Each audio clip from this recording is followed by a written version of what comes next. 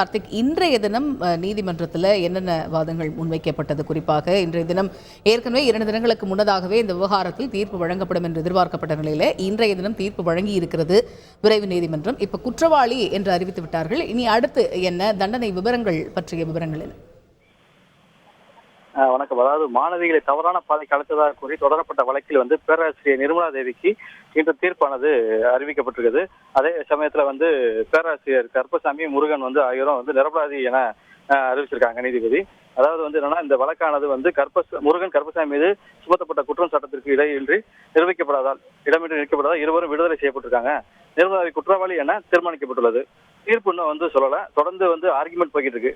அரசு தரப்பு வழக்கறிஞரும் நிர்மலா தேவி வழக்கறிஞர் ஆர்குமெண்ட் போய்கிட்டு இருக்கு. இந்த நிர்மலா தேவி வழக்கறிஞர் என்ன ஆர்குமெண்ட் பண்றாருன்னா, இந்த தீர்ப்பானது நாளைக்கு வைங்க அப்படின்னு சொல்லி அவர் தரப்புல சொல்லிட்டு இருக்காரு. அரசு தரப்பு வழக்கறிஞர் சந்திரசேகர் இல்ல இன்னைக்கு தீர்ப்பு வழங்கணும் அப்படின்னு சொல்லிட்டு இருக்காங்க.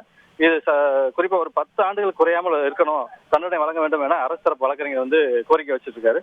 தொடர்ந்து விவாதம் நீதிபதி பகவதி அம்மாள் முன்னிலையில அரசு தரப்பு வழக்கறிஞரும் நிர்மலா தேவி வழக்கறிஞரும் இந்த கேஸ் ஆனது விசாரணை நடந்துகிட்டு இருக்கு. தொடர்ந்து இப்ப நடந்துகிட்டு இருக்கு.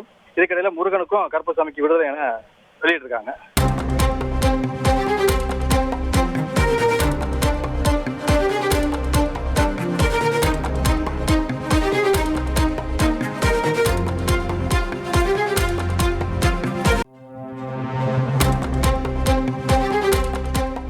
கல்லூரி மாணவிகளை தவறாக வழிநடத்தியதாக பேராசிரியை நிர்மலா தேவி மீதான வழக்கில் அவர் குற்றவாளி என்று தீர்ப்பு வழங்கியிருக்கிறது ஸ்ரீவில்லிபுத்தூர் விரைவு நீதிமன்றம். அதே சமயத்தில் உதவி பேராசிரியர் முருகன், ஆராய்ச்சி மாணவர் கருப்பசாமி ஆகியோரை விடுவித்தும் தீர்ப்பு வழங்கியிருக்கிறது. இந்த விவகாரத்தில் குற்றவாளி என்று தீர்ப்பளிக்கப்பட்டிருக்கக்கூடிய நிர்மலா தேவிக்கு உண்டான தண்டனை விவரங்கள் என்ன என்பது கூடிய விரைவில் தெரியவரும் என்று எதிர்பார்க்கப்படுகிறது. அது தொடர்பான வாதங்கள் தான் தற்பொழுது நீதிமன்றத்தில் நடைபெற்று வருகிறது.